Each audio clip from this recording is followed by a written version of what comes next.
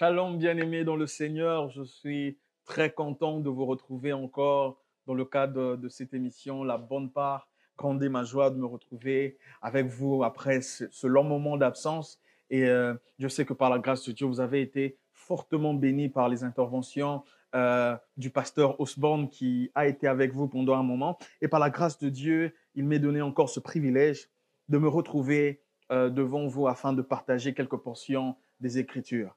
Alors, sans plus tarder, nous allons entrer dans le message d'aujourd'hui. Aujourd'hui, nous parlerons de garde ton cœur. Garde ton cœur. Et si le Seigneur nous permet, peut-être pendant 2-3 éditions, nous prendrons le temps de parler autour de ce sujet. Garde ton cœur. Le texte de base dans lequel nous trouvons ce message se trouve dans le livre de Proverbes, chapitre 4, le verset 23. La Bible dit « Garde ton cœur plus que toute autre chose, car de lui viennent les sources de la vie.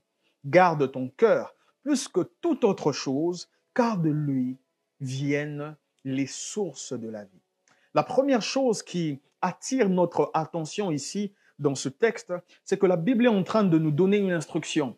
La Bible est en train de nous dire que nous devons garder nos cœurs plus que toute autre chose. Ce qui m'attire ici, c'est que la Bible ne nous demande pas seulement de garder notre cœur, de veiller sur notre cœur, mais la Bible est en train de dire que nous devons veiller dessus plus que toute autre chose. J'aimerais que l'on attire notre attention là. La Bible n'a pas dit que le cœur est quelque chose d'important pour la vie de l'homme. La Bible n'a pas dit que dans les choses importantes qu'il y a dans la vie, tu dois faire attention au cœur aussi parce que ça fait partie des choses importantes. Non. La Bible est en train de préciser: garde ton cœur plus que toute autre chose. Ce bémol est quelque chose de très important parce qu'il vient nous révéler la place que le cœur de l'homme prend dans la vie de l'homme. Il dit: garde-le plus que toute autre chose. Tu dois y prêter une attention particulière, plus que tout ce que tu peux avoir dans la vie, plus que tout ce que tu peux avoir comme gain, plus que tout ce qui peut t'arriver pendant ton séjour sur terre. Garde ton cœur. En d'autres termes, la Bible est en train de nous dire que ton cœur est la chose la plus importante de toute ta vie. Garde-le plus que tes richesses. Veille sur lui plus que ta femme. Veille sur ton cœur plus que tes amis. Veille sur ton cœur plus que tes enfants. Il n'y a pas quelque chose de plus important pour la vie de l'homme que son propre cœur. Il dit: veille sur ton cœur plus que toute autre chose. C'est quelque chose de capital parce que nous ne mettons pas suffisamment des fois l'accent sur ça. Nous vivons sur cette terre, nous courons après la réussite, nous courons après l'argent, nous courons après le succès, nous courons après beaucoup de choses et nous oublions que toutes les choses que nous pouvons avoir sur terre, tout ce que nous pouvons avoir comme gain, tout ce que nous pouvons avoir comme bénéfice, tout ce que nous pouvons avoir comme relation, dépendent de notre cœur. C'est notre cœur qui détermine tout ce que nous obtenons après, combien de temps ça peut durer en nous. Est-ce que ça marche avec nous? Est-ce que c'est compatible avec nous? Est-ce que ça va durer dans notre vie ou pas? Est-ce que la qualité de notre cœur détermine même nos relations, notre épouse, nos amis, la qualité de notre cœur? Il y a des bénédictions que Dieu ne peut même pas donner dans nos vies parce que notre cœur n'est pas encore prêt pour les recevoir. Vous savez, il y a beaucoup de choses qui n'arrivent pas dans les vies des hommes, pas parce que, même surtout des chrétiens, pas parce que Dieu ne veut pas donner, mais nos cœurs ne sont pas encore prêts à les recevoir. Il y a des gens qui prient chaque jour pour que Dieu les bénisse, mais Dieu sait que s'il lui donne la bénédiction, l'état de son cœur n'est pas encore prêt pour maintenir cette bénédiction. Les hommes ont l'habitude de dire que les gens ont changé. Vous connaissez sûrement ce langage où on se dit « Ah, telle personne a changé ». Et en réalité, les hommes ne changent pas. Ce n'est qu'il y a des circonstances de la vie qui viennent révéler la nature des cœurs des hommes. Les cœurs ne changent pas. Si tu as un cœur qui est égoïste, si tu as un cœur qui est voleur, ça finira par se manifester. Il y a des choses que l'on ne peut pas cacher. C'est comme ça que lorsque Dieu regarde la vie de l'homme, il dit « Si cet homme, je le bénis », le Dieu qui connaît le futur, il sait que cet homme va changer. C'est la raison pour laquelle la meilleure manière pour recevoir de Dieu la bénédiction, les personnes qui sont spirituellement averties, qui connaissent la notion et l'importance du cœur, lorsqu'ils s'attendent à ce que Dieu les bénisse, lorsqu'ils s'attendent à recevoir quelque chose de la part de Dieu, la première chose qu'ils font, c'est qu'ils préparent leur cœur, ils travaillent leur cœur. Le Seigneur est en train de dire, lorsqu'il parlait de David, il dit « J'ai trouvé l'homme selon mon cœur, l'homme qui accomplira tous mes désirs, toutes mes pensées. Et lorsqu'il parle de ça, il parle d'un David qui était encore dans la brousse, qui n'était pas dans la royauté. Mais Dieu a vu le cœur de ce petit. Il dit, ce petit est déjà prêt pour la grandeur. Ce que je veux apporter à la vie de ce petit ne va pas le changer. Combien d'entre nous, nous recherchons l'onction, mais pour des mauvaises raisons. Notre cœur recherche cette onction, mais pour des mauvaises raisons. Notre cœur recherche cette richesse, mais pour des mauvaises raisons. Vous savez, vous pouvez tromper les hommes. Vous pouvez faire semblant d'être humble, mais à l'intérieur de vous, vous savez quels sont les sentiments qu'il y a à l'intérieur de votre cœur. L'Éternel est en train de dire, la Bible est en train de dire, garde ton cœur plus que toute autre chose. Parce que tout ce que tu auras d'autre va dépendre de ton cœur. Tout ce que Dieu peut te donner va dépendre de l'état de ton cœur. Je viens de dire à un frère, je viens de dire à une sœur, arrête de courir pour chercher la richesse. Commence d'abord à tourner un peu tes yeux un peu plus sur l'état de ton cœur. Comment est ton cœur? As-tu un cœur qui s'orgueillit? As-tu un cœur qui est égoïste? As-tu un cœur selon le modèle de Dieu? La Bible dit dans le livre de Matthieu chapitre 15, et Jésus dit, vous aussi, êtes-vous encore sans intelligence? Ne comprenez-vous pas que tout ce qui entre dans la bouche va dans le ventre et puis est jeté dans les lieux secrets? Mais ce qui sort de la bouche vient du cœur, et c'est ce qui souille l'homme. Car c'est du cœur, verset 19, car c'est du cœur que viennent les mauvaises pensées, les meurtres, les adultères, les impudicités, les vols, les faux témoignages et les calomnies. Toutes ces choses viennent du cœur. Tout ce que vous pouvez produire de mauvais dans votre vie, sachez que ce qui se manifeste, ce sont des choses qui ont déjà été, mais à l'intérieur. Ça veut dire que quand quelqu'un vole, l'acte de voler ne vient pas de l'acte de voler. Ça veut dire qu'il a, avant qu'il n'arrive à l'acte, il y a un développement. La pensée du vol s'est assise dans son cœur, a eu des racines jusqu'au point où c'est venu et ça a produit une action. Tout ce que nous produisons comme action, la Bible dit c'est de l'abondance du cœur que la bouche parle. C'est de l'abondance du cœur que la bouche parle. Ça veut dire que tout ce qui sort de la bouche a été dans le cœur, au point où ça a abondé. Vous voyez le processus que la Bible donne. Ça a été dans le cœur au point où ça a grandi et c'est arrivé à sortir. Tout ce que vous manifestez, ce sont des choses qui sont enfouies en vous. Ça veut dire que quand cette personne a 8 postes, il devient ministre, ce n'est pas le ministre qui a changé son caractère. Il est devenu comme ça comme non. Il a toujours été orgueilleux. C'est à l'intérieur de lui. Les facilités financières ne sont venues que manifester ce qu'il y avait déjà à l'intérieur. C'est comme ça que les personnes qui sont humbles, lorsqu'ils sont bénis, vous avez l'impression qu'ils exagèrent dans leur humilité. Pourquoi? Parce que la richesse, l'onction de Dieu ne vient que amplifier les choses qu'ils sont déjà. C'est la raison pour laquelle, frères et sœurs, si vous êtes impudiques, la richesse va amplifier votre impudicité. Si vous êtes un voleur, lorsque vous aurez des opportunités de voler des millions, vous allez voler des millions. Ce n'est pas une histoire de l'endroit où vous êtes. Ah, regardez quand il est devenu, regardez comment il a commencé à détourner. Ce n'est pas ça. Il avait déjà un cœur qui était faux face à l'argent. Et lorsqu'on l'a exposé en face de beaucoup d'argent, il a volé. Les circonstances, les opportunités de la vie ne viennent qu'amplifier ce que vous êtes déjà.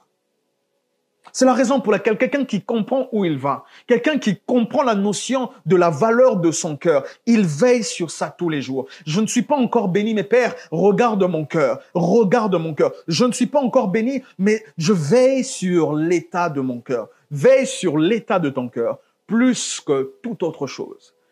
La Bible dit, car c'est de lui que viennent les sources de vie. Les sources de vie.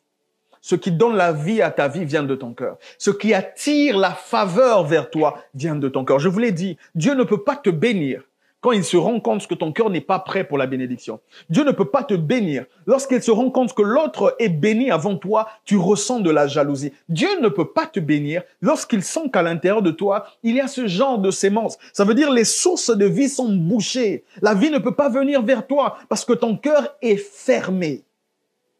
Mais lorsque tu comprends cela et que tu veilles sur ton cœur, lorsque Dieu voit que ton cœur est aimant, que ton cœur est humble, que ton cœur le craint, Dieu ne se prive pas de venir te bénir. Les situations tournent en ta faveur. C'est là que la faveur de Dieu est sur toi. Dieu n'a pas peur d'emmener les richesses vers toi parce qu'il sait que les richesses ne vont pas te changer. Il sait que les richesses ne vont pas transformer qui tu es. Arrêtons, frères et sœurs, de courir après les richesses. Arrêtons, frères et sœurs, de courir après les relations sans avoir au préalable travaillé notre cœur. C'est la raison pour laquelle il y a des gens que Dieu prend des années à tailler. Il prend des années à tailler. Des choses qui peuvent te prendre 2 ans à cause de ton cœur.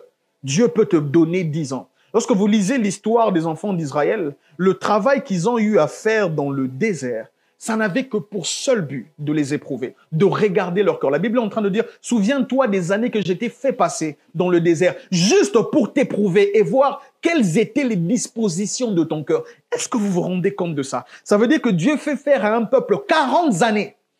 La distance entre l'Égypte et Canaan n'est pas une grande distance. Ce sont des choses qui peuvent être parcourues en quelques jours. Mais les enfants d'Israël ont passé 40 années pour arriver à la terre promise. Pourquoi? Parce qu'il fallait que dans ces 40 années, Dieu enlève les ramassis, il puisse travailler leur cœur, il puisse tuer la génération qui venait d'Égypte, qui avait encore le cœur rempli des envies de l'Égypte, de la vision de l'Égypte. Dieu a passé 40 ans en train de purifier le cœur des enfants d'Israël. Je vous dis, les choses qui tardent à venir dans vos vies, ce n'est pas parce que Dieu ne veut pas vous le donner. C'est parce que vos cœurs sont encore durs à les recevoir. Et Dieu prendra le temps qu'il faudra pour les tailler. Il y a des choses que vous êtes censés recevoir en 2 ans, mais qui peuvent vous prendre 10 ans juste parce que vous n'êtes pas prêt pour ça. Des postes, vous avez tous les critères qu'il faut. Vous êtes intelligent, vous connaissez, vous avez les diplômes qu'il faut. Mais Dieu ne permet pas, parce que vous êtes son enfant, d'atteindre certains postes. Parce que votre cœur, il sait que votre cœur n'est pas encore prêt. S'il vous met à ce poste-là, vous allez tuer. Vous savez c'est quoi avoir le pouvoir de vie et des morts sur quelqu'un? David, lorsqu'il était entré dans sa folie, il a fait tuer Uri parce qu'il en avait le pouvoir. Il a fait tuer le mari d'une femme pour récupérer sa femme. Est-ce que vous savez la liberté du pouvoir? Qu'est-ce que ça met? L'ivresse du lait, lorsque vous êtes confortable, vous pouvez décider sur les gens. Lorsque vous n'avez pas un cœur humble, vous allez vous venger. Il y a des types d'onctions que Dieu ne peut pas vous donner parce qu'avec votre cœur, vous pouvez tuer des gens. Quel est l'état de votre cœur?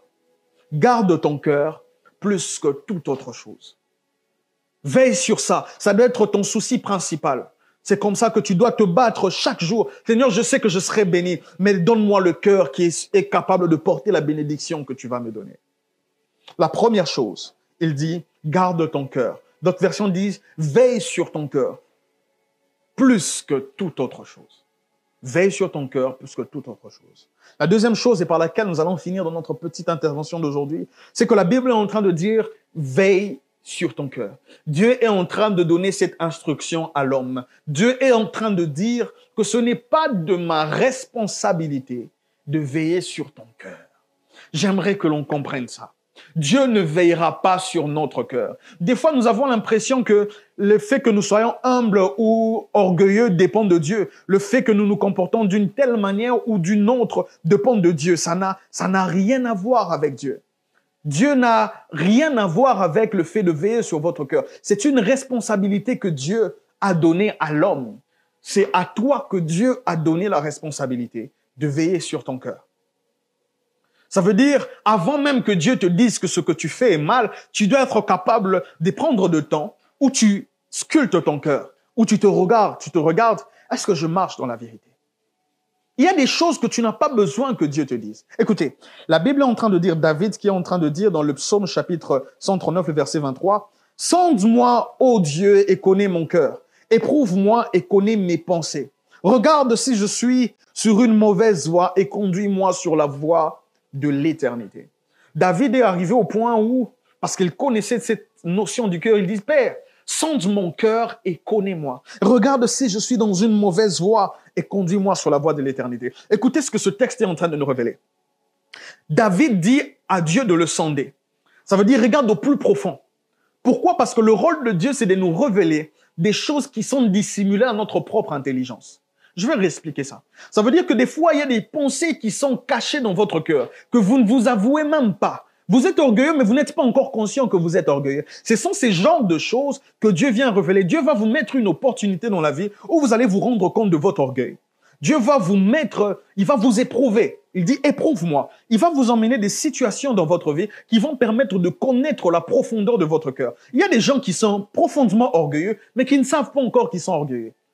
C'est comme ça que Dieu va t'emmener une femme tu vas l'épouser. Et elle va venir briser ton caractère. Il y a des gens dans l'église, oh non, ce chef de département-là, il est trop dur. Frère, c'est quelqu'un que Dieu a apporté dans ta vie pour révéler un certain état dans ta vie. Il y a des hommes qui accèdent à des grandes fonctions, qui deviennent même pasteurs, mais qui n'ont pas appris la discipline, qui n'ont pas appris la soumission. Ils ne savent pas c'est quoi obéir à quelqu'un. Pourquoi? Parce que tout leur parcours, Dieu a tenté de les éprouver. Et dès qu'il y a quelqu'un au-dessus de lui, il ne se soumet pas. C'est difficile, c'est très dangereux d'être chrétien et de ne pas avoir la notion de la soumission. C'est un esprit de rébellion.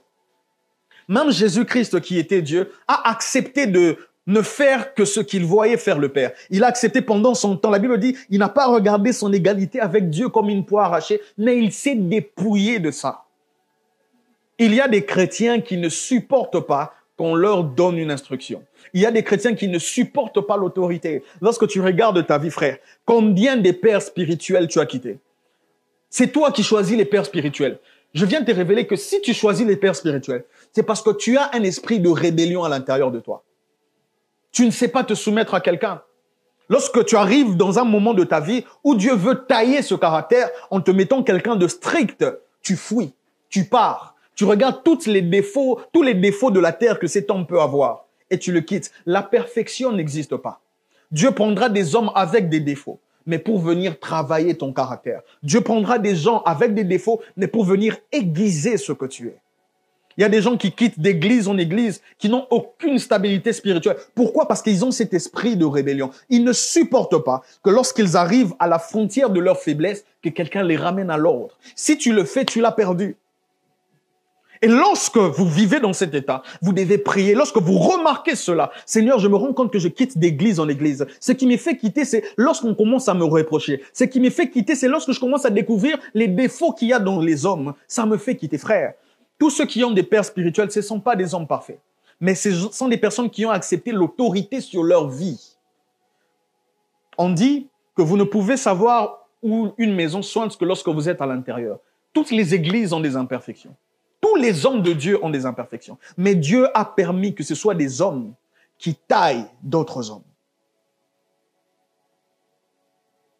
Dieu veut travailler votre cœur et il prendra le temps qu'il faudra pour travailler votre cœur.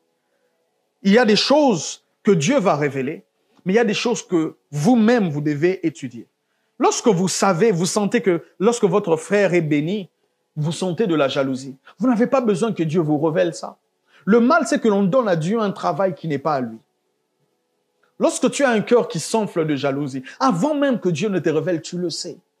Lorsque tu es égoïste dans ta manière de fonctionner, avant même que quelqu'un te le révèle, tu sais que lorsqu'il faut partager, tu as du mal à le faire.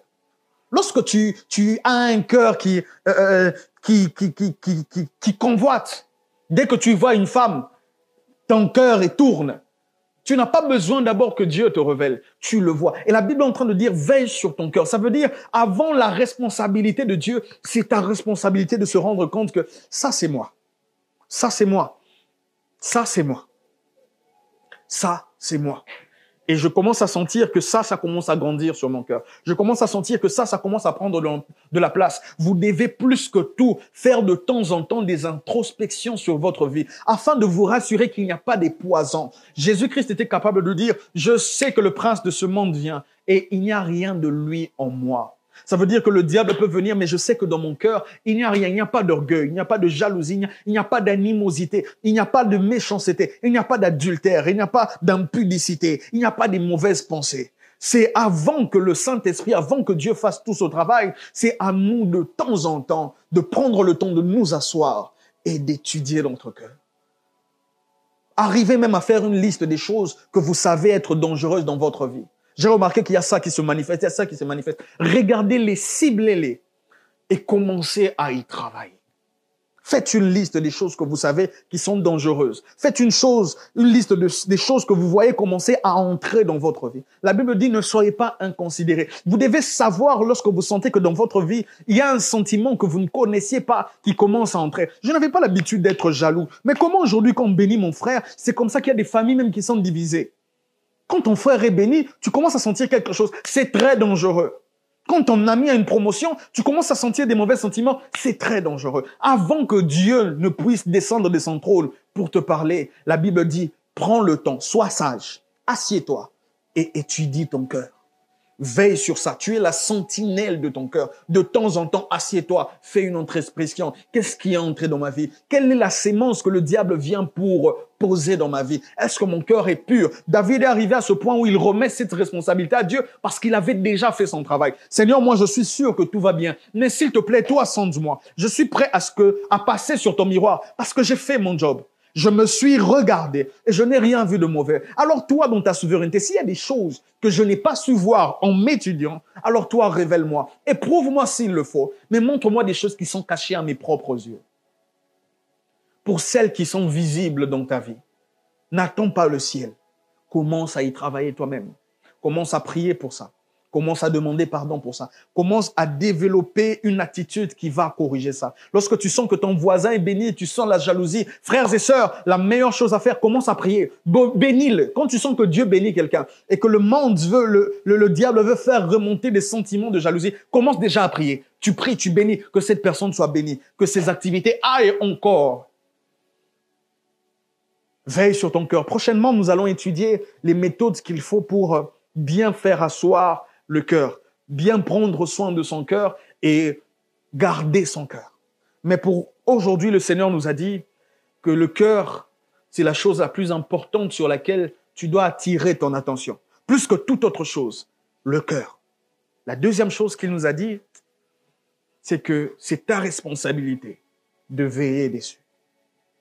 J'espère que ce message vous a béni et nous allons prier pendant quelques minutes avec vous. Père, je prie pour mon frère et pour ma sœur qui ont entendu ce message. Je prie que ta grâce abonde sur sa vie.